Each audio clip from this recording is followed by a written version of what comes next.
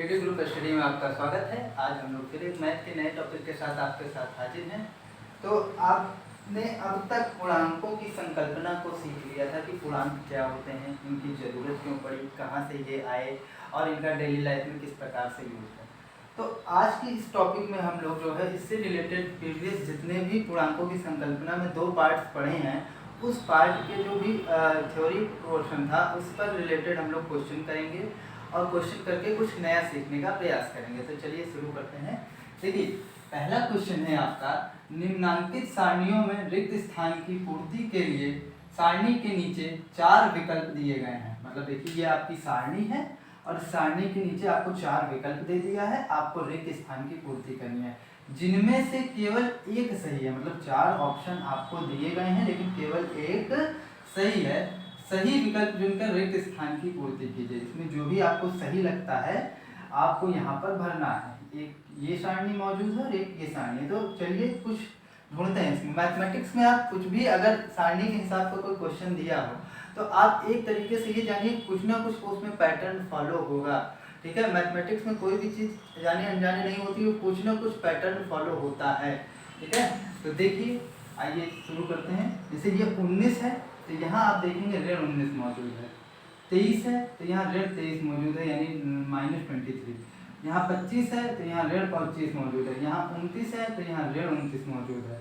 इसी तरीके से यहाँ 7 है तो यहाँ ऋण 7 यानी -7 मौजूद है। ये 11 है तो यहाँ पर ऋण 11 मौजूद है। ये 13 है, लेकिन एक बात ध्यान दीजिए, यहाँ ऋण 13 मौजूद नहीं है। लेकिन पैटर्न क्या बन रहा है? पैटर्न तो ये बन रहा है कि जो भी प्लस में होगा उसका माइनस भी मौजूद होना चाहिए। ठीक है, तो यहाँ 17 है लेकिन यहाँ ऋण 17 भी है, लेकिन 13 का योगात्मक प्रतिलोम -13 यहाँ मौजूद नहीं है। तो यहाँ पर कायदे से क्या आना चाहिए मित्रों? -13 आना चाहिए। तो इसमें देखिए ये ऋण 25 ये तो ठीक हो नहीं सकता, तो विकल्प नंबर 2 ही आपका सही है। ठीक है, तो क्वेश्चन नंबर 2 में ही सेम पैटर्न फॉलो हो रहा है। अगर आप ध्यान से देखेंगे तो यहाँ पर -7 है तो यहाँ +7 है, यहाँ +25 है तो यहाँ -25 है, यहाँ -13 है तो यहाँ +13 है, यहाँ +31 है तो यहाँ -31 है। तो मतलब ऊपर वाला आपको ये देखकर समझ में आ रहा है कि जो भी संख्या मौजूद है उसकी ऋणात्मक संख्या भी मौजूद है, या यूँ कह लीजिए जितनी ऋणात्मक संख्या मौजूद है उतनी की ही धनात्मक संख्या मौजूद है। इसी तरीके से यहाँ देखिए, यहाँ +5 है, यहाँ -5 है, यहाँ -8 है, यहाँ +8 है, ये 11 है और यहाँ -11 है। लेकिन 14 का या 14 का ऋणात्मक संख्या -14 यहाँ मौजूद नहीं है। तो यहाँ पर कौन सा संख्या होगी भैया? -14। तो कौन सा विकल्प सही है? विकल्प नंबर 3 सही है। अब आइए कुछ और क्वेश्चंस को देखते हैं कि कैसे कर सकते हैं हम लोग। निम्नांकित को पूर्णांक के रूप में लिखिए। पूर्व को धन दिशा तथा समुद्र की ऊंचाई को धन दिशा मानिए। मतलब देखिए, आपको उनको पूर्णांकों के रूप यानी संख्याओं के रूप में चिन्हों के साथ लिखना है और पूर्व को आपको धन दिशा मानना है और समुद्र तल की ऊंचाई को भी आपको धन दिशा ही मानना है। तो पूर्व को अगर आप धन दिशा मानते हैं तो पश्चिम जो है ऑटोमेटिक ऋण दिशा हो जाएगा, और समुद्र तल की ऊंचाई अगर धन दिशा है तो समुद्र तल की गहराई क्या हो जाएगी? ऋण दिशा हो जाएगी। तो इस चीज को ध्यान में रखते हुए हम इन सवाल को करने का प्रयास करेंगे। तो देखिए, 0 से 4 डिग्री सेल्सियस ऊपर का तापमान। अब भाई हम ऊपर गए ना, तो ऊपर क्या हम लोग धनात्मक मानते हैं? क्या मानते हैं? धनात्मक। तो 4 डिग्री सेल्सियस ऊपर का तापक्रम, तो इसको अगर संख्या तो 4 डिग्री सेल्सियस, क्योंकि ऊपर का तापक्रम है। 7 कदम पूर्व यानी कि +7, क्योंकि हमसे पहले ही बोला है कि 7 कदम पूर्व दिशा को हमको धन मानना है। अब देखिए 3.28 हानि, तो अगर 3.28 की हानि हुई है तो हानि को आप ऋण चिन्ह से दर्शाते हैं, और वो संख्या ये ऋण चिन्ह क्या बता रहा है? कि हानि हुई है। इसी प्रकार 18 मीटर पश्चिम का विस्थापन। तो ध्यान दीजिए, अगर पूर्व का विस्थापन धन है तो पश्चिम का विस्थापन क्या होगा? ऋण, क्योंकि पूर्व की जस्ट विपरीत आप पश्चिम मानते हैं। तो यहाँ पर क्या हो जाएगा? ऋण 18 हो जाएगा। समुद्र तल से 1000 मीटर की ऊंचाई, समुद्र तल से ऊपर की ओर जा रहे हैं तो समुद्र ऑटोमेटिक उसमें बताया ही हुआ है कि समुद्र तल से जो ऊपर की ऊंचाई होगी उसको आप लोग धन मानेंगे। तो यहाँ पर +1000 हो जाएगा। आइए देखते हैं नेक्स्ट क्वेश्चन। निम्नांकित पूर्णांकों का योगात्मक प्रतिलोम बताइए। देखिए योगात्मक प्रतिलोम क्या होता है, कोई भी पूर्णांक ए, पीछे मैंने बताया है, फिर से एक बार रिवाइज कर दे रहा हूँ कि कोई भी पूर्णांक अगर ए मौजूद है तो उसके संगत ऋण ए यानी माइनस ए उसका एक ऐसी संख्या होती है जो उसका योगात्मक प्रतिलोम कहलाती है। क्यों? क्योंकि अगर उस संख्या में उसका माइनस जोड़ देंगे तो वो क्या हो जाएगा, 0 हो जाएगा, और उसे हम लोग योगात्मक प्रतिलोम कहते हैं। तो चलिए आइए इसको हल करते हैं। पहला नंबर क्वेश्चन है जैसे +4 का योगात्मक प्रतिलोम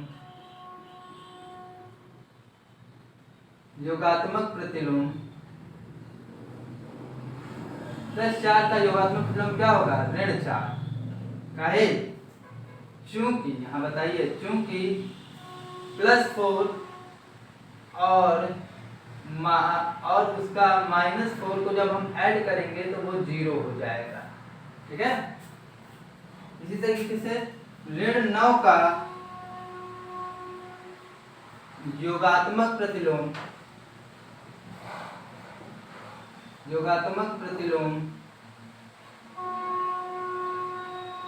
ऋण 9 का योगात्मक प्रतिलोम -9 होगा, यानी कि -9 का योगात्मक प्रतिलोम एडिटिव इनवर्स +9 होगा। यहाँ बताइए, चूंकि -9 + +9 = 0। आई होप और सारे क्वेश्चन हो जाएंगे। जैसे इसका क्या हो जाएगा, -7, इसका क्या हो जाएगा, +41, इसका क्या हो जाएगा, -19। क्वेश्चन नंबर 4 में देखिए, संख्या रेखा खींचिए, उस पर निम्नांकित पूर्णांकों को प्रदर्शित कीजिए। मतलब आपको +4 संख्या रेखा पर प्रदर्शित करना है, ऋण 9, -9, +7, -3 और -6, इन सब संख्याओं को संख्या रेखा पर प्रदर्शित करना है। तो आप इस तरीके से एक रेखा खींचेंगे, क्योंकि पूर्णांक है भैया, हम लोग पूर्णांक पढ़ रहे हैं, तो पूर्णांक दोनों तरफ विस्तारित होता है, इसलिए ये आगे इधर भी जा सकता है और आगे वो उधर भी जा सकता है। मतलब वो उतना ही माइनस में जा सकता है और वो उतना ही प्लस में जा सकता है, तो दोनों तरफ विस्तारित। जबकि पूर्ण संख्याओं में हमने क्या किया था, एक ही तरफ तीर दिखाया था ना, इस तरफ नहीं दिखाया था। क्यों? क्योंकि इस तरफ पूर्ण संख्या विस्तारित नहीं हो सकती, 0 के इधर पूर्ण संख्या नहीं आ सकती, और तो इसलिए इसकी संख्या रेखा भी पूर्ण संख्या का इधर नहीं आएगा, लेकिन पूर्णांक का संख्या रेखा दोनों तरफ विस्तारित होगा। ठीक, अब देखिए कैसे +4 को आप संख्या रेखा पर निरूपित करेंगे। तो यहाँ 0 लिखेंगे बीचों बीच या कहीं लिख लीजिए, और फिर 0 के उधर आपको धनात्मक जाना है। क्यों? क्योंकि +4 है, तो फिर 1, 2, 3 और 4, तो ये आपका +4 होगा, ये निरूपित हो गया। और इन दोनों के बीच का जो गैप होगा ना वो सेम होगा, लेकिन यहाँ हालांकि सेम नहीं लिया गया है, क्योंकि जितना भी आप सेम लेने की कोशिश करें, कुछ ना कुछ तो उसमें आ ही जाएगा, क्या बोलते हैं, अंतर। तो इसलिए ये माना जाता है कि इनके बीच का गैप सेम है, और इस तरीके से 1, 2, 3 और 4 निरूपित हो गया। अब देखिए ऋण 9 यानी -9 को कैसे प्रदर्शित करेंगे। अब आप 0 यहाँ ले लीजिए, आप कहीं भी ले सकते हैं, अगर जहाँ, लेकिन एक बात ध्यान रखिएगा, 0 आप जहाँ भी लेंगे ना भैया, उसके बाएं तरफ ही आपको ऋण प्रदर्शित करना है, दाएं तरफ कभी भी ऋण नहीं हो सकता। तो अब हमको ऋण में प्रदर्शित करना है, यानी माइनस में प्रदर्शित करना है, तो -1, -2, -3, -4, -5, -6, -7, -8 और -9, तो ये प्रदर्शन निरूपित हो गया -9। इसी तरीके से आप किसको निरूपित करना है, +7 या +7 को, तो इसी तरीके से ये 0 हो गया भाई, दाएं तरफ +1, +2, +3, +4, +5, +6, +7 निरूपित हो जाएगा। तो अब देखिए बाकी की जो दो क्वेश्चन है, ऋण 3 और ऋण 6, मतलब सॉरी -3 और -6, आधा हिंदी आधा इंग्लिश कंफ्यूजन हो जाती है। ठीक है, तो -3 और -6 जो होगा आपको इस पे निरूपित करना। आई होप आप लोग निरूपित उसको कर लेंगे, फिर भी अगर आपको नहीं समझ में आता तो कमेंट सेक्शन में पूछ सकते हैं मुझसे। देखिए अब नेक्स्ट क्वेश्चन है, पूर्णांकों को ऊर्ध्वाधर संख्या रेखा पर भी दिखा सकते हैं। मतलब देखिए अभी तक हम लोग ऐसे दिखाए हैं ना कि क्षैतिज रूप में, हम लोग इसको ऊर्ध्वाधर यानी खड़े के रूप में भी इसको दिखा सकते हैं, जिस पर ऊपर की दिशा को हम लोग धनात्मक और नीचे की दिशा को हम लोग ऋणात्मक मानते हैं। पार्श्वकृत यानी पास के संख्या रेखा देखिए, जैसे ये संख्या रेखा देखिए ना, ये बना है ना, पास की संख्या रेखा देखिए, और निम्नांकित प्रश्नों के उत्तर दीजिए। तो मतलब आपको ये संख्या रेखा देखना है और इससे आपको उसमें उत्तर देना है। तो चलिए देखते हैं क्या क्वेश्चन है। ए बिंदु +7 है तो कौन सा बिंदु -7 है? बिंदु बी किस पूर्णांक को निरूपित करता है? बिंदु बी का विपरीत पूर्णांक बताइए। बिंदु डी के और एल से निरूपित पूर्णांक लिखिए। बिंदु डी के और एल के विपरीतों को बताइए। तो आइए पहले संख्या रेखा समझते हैं। जैसे देखिए यहाँ पर इन्होंने बता दिया है कि ये +7 है, इन्होंने बस एक हिंट दिया है कि ये +7 है, बाकी सब चीजें हमको बताएंगे। तो उसके बाद अगर ये +7 है, ये +6 हो जाएगा, +5 हो जाएगा, +4 हो जाएगा, +3 हो जाएगा, +2 हो जाएगा, +1 हो जाएगा और ये 0 हो जाएगा। और इसी तरह नीचे जब जाएंगे तो उतना ही माइनस में हो जाएगा, -1, -2, -3, -4, 5। तो संख्या रेखा आप समझ गए। अब आइए इससे रिलेटेड क्वेश्चन देखते हैं। जैसे कह रहा है ए बिंदु +7 है तो कौन सा बिंदु -7 है? अगर ए बिंदु +7 है तो कौन सा बिंदु -7 है? तो +1, -1, -2, -3, -4, -7। तो कौन सा बिंदु भैया -7 है? ई बिंदु -7 है। कौन सा बिंदु? तो आंसर आप देखिएगा तो पहले का जो आंसर होगा वो होगा ई बिंदु -7 या -7 है। ठीक। अब सेकंड नंबर क्वेश्चन देखें। आइए बिंदु बी किस पूर्णांक को निरूपित करता है? तो अब देखिए ये आपका 0 हो जाएगा तो ये -1 हो जाएगा। तो आप यहां लिखेंगे बिंदु बी -1 को निरूपित करता है।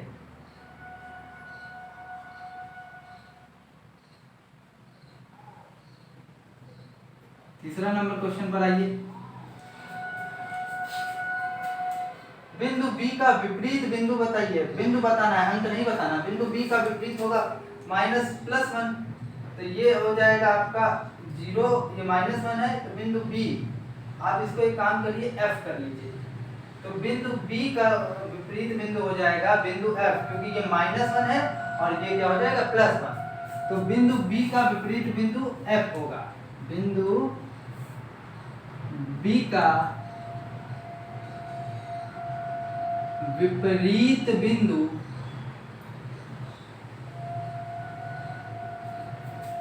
F होगा। क्यों F होगा भैया? समझ रहे हैं? क्योंकि B क्या है? -1 है तो F क्या है? +1 है। तो -1 का विपरीत +1 और +1 पर F है, इसलिए हमने B का विपरीत बिंदु F लिखा है। ठीक है। नेक्स्ट क्वेश्चन देखते हैं। नेक्स्ट क्वेश्चन क्या है? बिंदु D के L से निरूपित पूर्णांक बताइए। D के L से निरूपित पूर्णांक बताइए। तो चलिए देखते हैं। बिंदु D के तथा L से निरूपित पूर्णांक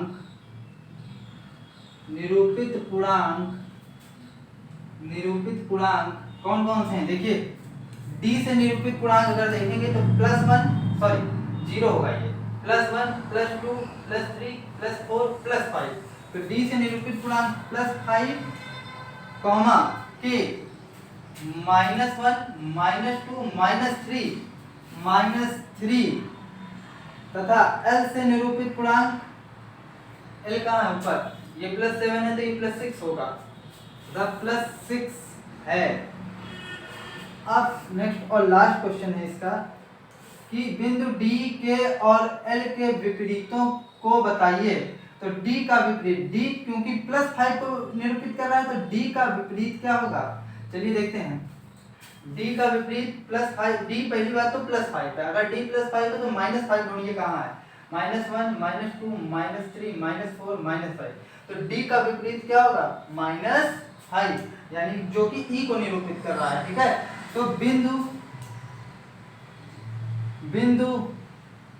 D के L का विपरीत बिंदु अब ढूंढते हैं। तो D का तो E होगा। E क्यों होगा? क्योंकि D +5 को निरूपित कर रहा है और E -5 को। तो D का E होगा। E, के का विपरीत बिंदु के क्या है भैया, के -3 है तो +3 क्या हो जाएगा 1 2 3 सी हो जाएगा। तथा एल किसको निरूपित कर रहा है +6 को, तो विपरीत क्या होगा -6, तो -6 कहाँ है 1 2 3 4 5 और यहाँ के टी बिंदु कर लीजिए, ये -6 हो जाएगा,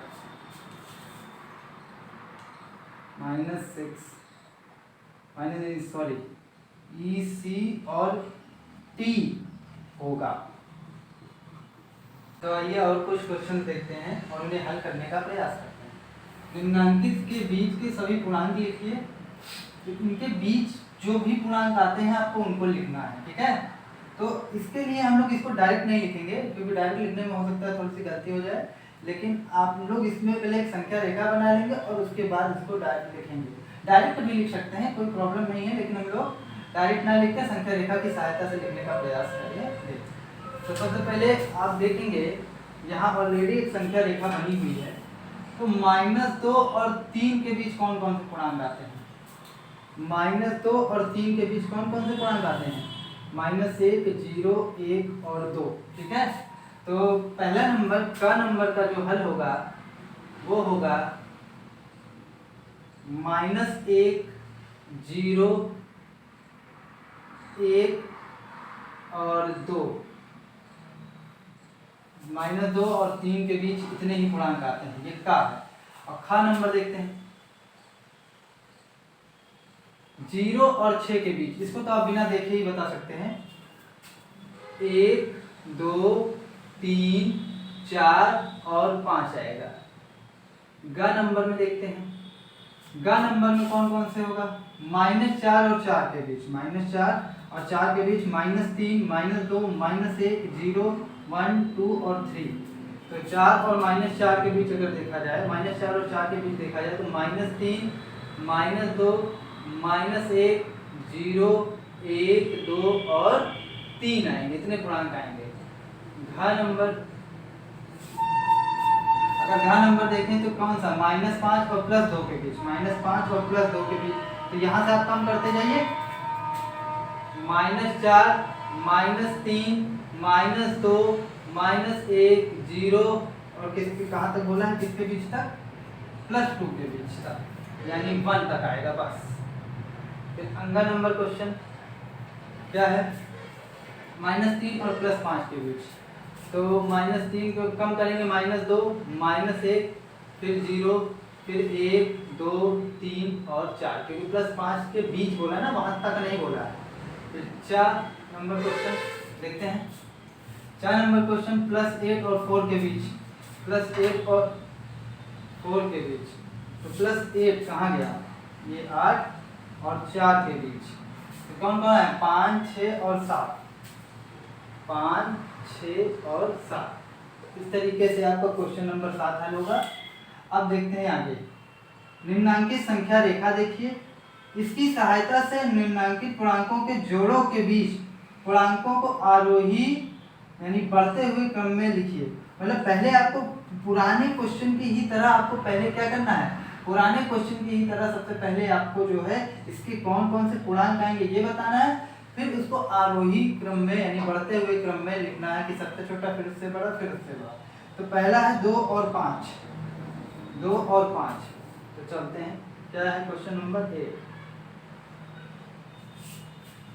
तो 2 और 5 के बीच कौन कौन से पूर्णांक आएंगे, 2 और 5 के बीच कौन कौन से पूर्णांक आएंगे, देखिए 2 और 5 के बीच आएगा 3 और 4, 3 और 4, तो आप देखिए 3, 4, तो ये बढ़ते हुए क्रम में भी है ना, सबसे छोटा फिर उससे बड़ा। ख नंबर देखते हैं, -4 और 0, तो -3 -2 -1 फिर 0, देखिएगा ये बढ़ते हुए क्रम में भी है, ऊपर वाला भी है, लेकिन ऊपर वाले में बोला नहीं था, हमसे कहने को ऑटोमेटिक कर दिया मैंने। तो क्या हो जाएगा, -3 -2 -1 -4 और 0 के बीच, बस 0 के बीच, देखिए बढ़ते क्रम में ना, सबसे बड़ा -1 होगा, फिर उससे छोटा -2, फिर उससे छोटा -1, बढ़ रहा है ना धीरे बढ़ते क्रम में, सबसे छोटा फिर उससे बड़ा फिर उससे बड़ा। ग नंबर देखते हैं।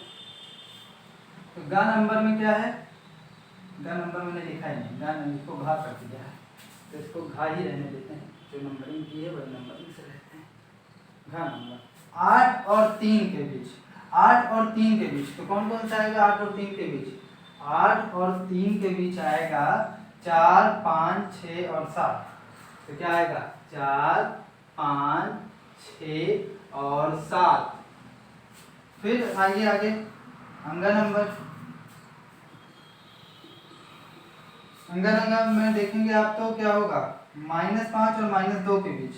तो -5 और -2 के बीच, अब देखिए -5 बड़ा कि -2, तो आप जानिए कि -2 बड़ा है, तो बढ़ते क्रम में लिखना है तो -4, क्योंकि दाएं तरफ -2 पड़ रहा है ना, तो बढ़ते क्रम में लिखना तो सबसे छोटा -4, फिर -3, -4 फिर -3, ठीक है, बढ़ते क्रम में हो गया ये। इसी तरीके से -1 और 4 के बीच,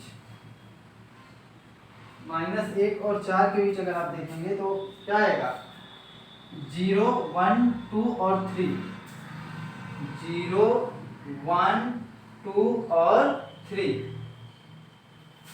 नेक्स्ट और लास्ट क्वेश्चन है 9th का। 9th देखिए, निम्नांकित के मान ज्ञात कीजिए। ये आपको मॉड लगा हुआ है, मॉड का मतलब आप समझ रहे हैं, मैं पीछे पढ़ा चुका हूँ कि इसका मतलब होता है निरपेक्ष मान, एब्सोल्यूट वैल्यू, जो ये बताता है कि आप चाहे धन दिशा में चलिए चाहे ऋण दिशा में चलिए, हमको उससे मतलब नहीं है, हमको तो सिर्फ और सिर्फ कितना चले हैं इससे मतलब है। तो -13 मॉड ऑफ -13 मॉड ऑफ -13 का मान क्या होगा 13 ही होगा, क्योंकि चिन्ह हटा देंगे, क्योंकि हमको इसका मान लेना है खाली कि ये कितना आप चले हैं, ठीक है। सीधा ख नंबर अगर देखें तो क्या होगा मॉड ऑफ 12, 12 का निरपेक्ष मान 12 ही होगा। ग नंबर अगर देखिए तो -37 का निरपेक्ष मान क्या होगा 37 ही होगा। और घ नंबर अगर आप देखें तो घ नंबर क्वेश्चन क्या है जी मॉड ऑफ 0 होगा 0। इसी तरीके से अंगा नंबर क्वेश्चन होगा मॉड ऑफ -47, ये भी होगा 47। फिर होगा च number mod of 101 equal to 101। तो देखिए नेक्स्ट और लास्ट क्वेश्चन, इसके बाद आपका ये टॉपिक समाप्त हो जाएगा। निम्नांकित में सत्य और असत्य पहचान कर लिखिए। तो चलिए आप रीजन के साथ जानते हैं कि ये सत्य है तो क्यों सत्य है और असत्य है तो क्यों असत्य है। सबसे छोटा पूर्णांक 0 है, तो आप अगर देखें तो संख्या रेखा है ये आपकी पूर्णांक संख्या रेखा, पूर्णांक संख्या रेखा पर बीच में कहीं 0 होता है और यहाँ कहीं -1, -2, -3 इस तरीके की संख्याएं जाती हैं, और यहाँ पर 1, +1, +2, +3 इस तरह की संख्याएं जाती हैं। तो आप ये बात जानते हैं कि आप जितना ज़्यादा माइनस होंगे उतने ज़्यादा आप ऋणी होंगे। तो 0 के पहले भी तो और भी बाएं और संख्याएं जो है माइनस में है, तो 0 कैसे सबसे छोटा हो सकता है? यहाँ पर 0 सबसे छोटा पूर्णांक नहीं है, जबकि अगर पूर्ण संख्या में पूछता तब हम कह देते हाँ है, लेकिन पूर्णांक में ऐसी बात नहीं है, क्योंकि पूर्णांक में जो है माइनस वाले की संख्याएं हैं और वो 0 से और भी छोटी होती हैं, इसलिए पहला कथन जो है वो असत्य है। क्या है? असत्य है। आइए देखते हैं, 0 का विपरीत नहीं होता। जाहिर सी बात है भाई, 0 का विपरीत कहाँ से होगा? क्योंकि 0 ना तो धन होता है और ना ही ऋण होता है, वो तो दोनों का जब सेम संख्याएं मिलती हैं, एक प्लस में और एक माइनस में, और दोनों जोड़कर वो 0 हो जाता है। 0 मतलब होता है कि उदासीन, और ना प्लस होता है और ना ही माइनस होता है, तो 0 का विपरीत सही में नहीं होता। ये बात हो गई सत्य। अब देखिए -17 बड़ा है -5 से, तो मैंने आपको बताया था ना ऋण चिन्ह या कोई भी संख्या में, ऋण चिन्ह की संख्या में चाहे कोई भी संख्या हो, अगर आपको बड़ा और छोटा पता करना है तो पता करिए कि दोनों में दाएं तरफ कौन पड़ता है। तो चलिए आइए पता करते हैं। तो यहाँ कहीं 0 होगा और यहाँ कहीं -5 आएगा, क्योंकि -1, -2, और फिर यहाँ कहीं -17 आएगा। तो एक बात ये बताइए कि दाएं तरफ कौन पड़ रहा है भैया? दाएं तरफ -5 पड़ रहा है, तो बड़ा कौन -5 होना चाहिए, जबकि इन्होंने -17 को बोला है, इसलिए ये कथन क्या हो जाएगा? असत्य हो जाएगा। नेक्स्ट क्वेश्चन, एक धनात्मक पूर्णांक अपने योगात्मक प्रतिलोम से बड़ा होता है। तो योगात्मक प्रतिलोम आप जानते हैं कि अगर प्लस में संख्या है तो उसका योगात्मक प्रतिलोम माइनस में लेंगे, तो योगात्मक धनात्मक पूर्णांक अपने योगात्मक प्रतिलोम से बड़ा होगा, तो जितने भी धनात्मक पूर्णांक होंगे उसका योगात्मक प्रतिलोम माइनस में बनेगा। और एक चीज हम ये जानते हैं कि प्लस वाली संख्याएं माइनस वाली संख्याओं से हमेशा बड़ी होती हैं, तो धनात्मक पूर्णांक अपने योगात्मक प्रतिलोम से बड़ा होगा। जैसे मान लीजिए धनात्मक पूर्णांक a है तो इसका योगात्मक प्रतिलोम माइनस a होगा, तो प्लस वाला हमेशा माइनस वाला से बड़ा तो होगा ही ना। तो हम ये कह सकते हैं कि धनात्मक पूर्णांक अपने योगात्मक प्रतिलोम से बड़ा होता है, ये बात सत्य है, क्योंकि वो धन है और धन वाला हर केस में माइनस वाले से बड़ा होता है, इसलिए ये क्या होगा, ये सत्य बात हो जाएगी। अब ये क्वेश्चन देखिए कि एक ऋणात्मक पूर्णांक अपने धनात्मक पूर्णांक से बड़ा होता है, तो ऋणात्मक पूर्णांक अपने धनात्मक पूर्णांक से बड़ा होता है, तो ऋणात्मक पूर्णांक धनात्मक पूर्णांक से बड़ा नहीं हो सकता, क्योंकि जितने भी ऋणात्मक संख्याएं हैं वो बाएं ओर पड़ती हैं और जितनी भी धनात्मक पूर्णांक है वो दाएं तरफ पड़ती है, तो ऋणात्मक पूर्णांक कभी भी बड़ा नहीं हो सकता धनात्मक पूर्णांक से, हमेशा धनात्मक पूर्णांक ही बड़ा होगा, इसलिए ये जो है असत्य कथन है, असत्य कथन है। नेक्स्ट और लास्ट, शून्य एक पूर्णांक नहीं है। शून्य भैया बिल्कुल एक पूर्णांक है, आप परिभाषा में देख भी चुके हैं, सब कुछ पीछे आप जानते भी हैं। इसी के साथ आपका ये टॉपिक खत्म होता है और ये कथन तो असत्य है। अगर आपको इससे रिलेटेड कोई भी प्रॉब्लम हो आप मुझसे कमेंट सेक्शन में पूछ सकते हैं। That's all from my side.